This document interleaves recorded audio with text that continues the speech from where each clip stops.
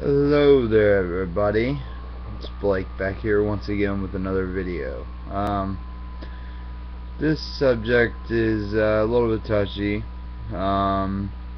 Everybody that has owned firearms in their lifetime has run across a gun that you just look at and you're like, if they would have just spent that extra little bit of money, time, and effort, this would be premium. But they didn't. And this leads to failures and, just, parts breaking and stuff like that on the guns. I don't know about you, but if I was going to go out there and market a product, I'd want it to work, first of all. You know, Especially it being a gun that someone is going to rely on with their life. And this goes with a lot of products in life, that they would just rather go plastic, cheap, save themselves a little bit of money once they punch the numbers in over the sales time and the guns they've gone through. Then we saved $10,000 by putting plastic takedown pins or whatever. Now, going there, I have been watching some Ruger videos tonight, and I watched the Ruger SR22 and a couple other 22 long rifle pistol videos. But now the Ruger really sparked my eye whenever I started hearing about, their takedown pins and reliability and stuff like that, and they got me thinking. Out of all the weapons that I have had, I've been pretty lucky, with the takedown assemblies and everything. Have been all good metals, and I haven't had any issues like that. And the majority of my weapons that I've owned have been Tauruses. So for all you people out there that really jock Taurus, they make they like, if you've done any kind of research with Taurus, everything that Taurus puts out, they make with their own machines. Nobody else does their shit. They do their own machining work, from the triggers to the slides to the grips to everything. So, but anyways, this pinching a penny to make a gun get out the door and get on the market quick, and then we'll deal with it when it breaks on the customer's end. There's nothing wrong with having something simple break, and over time, yeah, we notice this is something that we need to fix. But to just keep putting it back and putting it back and putting it back, like Ruger has done with the SR22 that I've seen, up to date. I'm not sure up to date if they have put metal breakdown pins in there, but I've seen many stories of the gun exploding in their hands, and with live ammunition and stuff.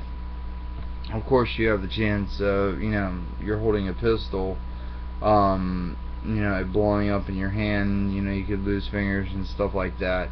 And in the long run, lawsuits and all that propaganda bullshit, Ruger, on that, you really just could have put, steel breakdown pin and called it a day, and this would have never been on YouTube. All the videos that are talking about this, and all the issues and all the guns that they've had to send back to you, it's SR22, but people are paying their hard-earned money. It doesn't matter if it's $100, $300, $500, $700.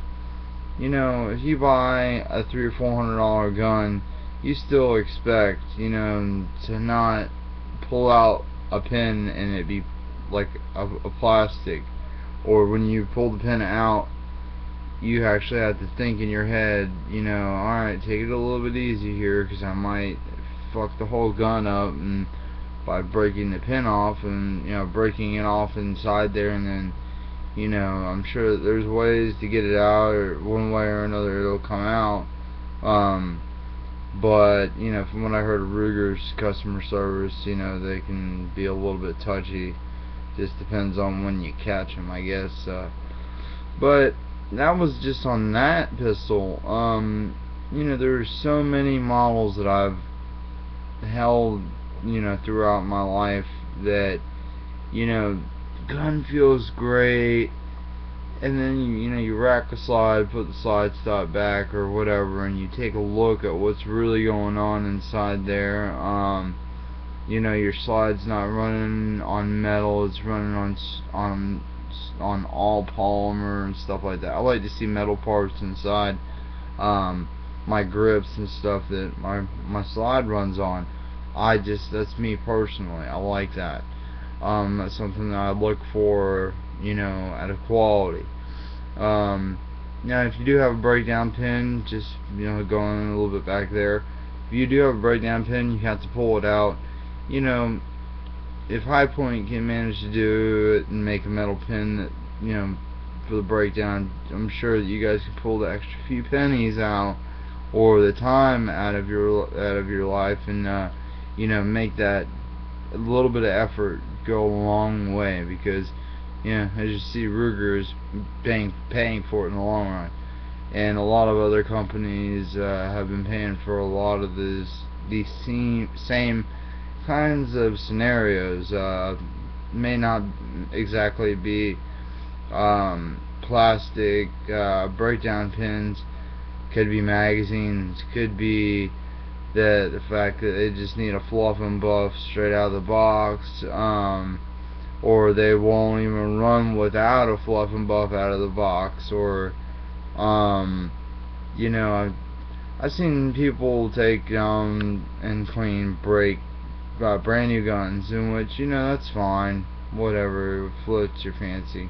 You know, I recently picked up my PT 740 and took it right out of the box and went and fired it and made sure that the gun cycled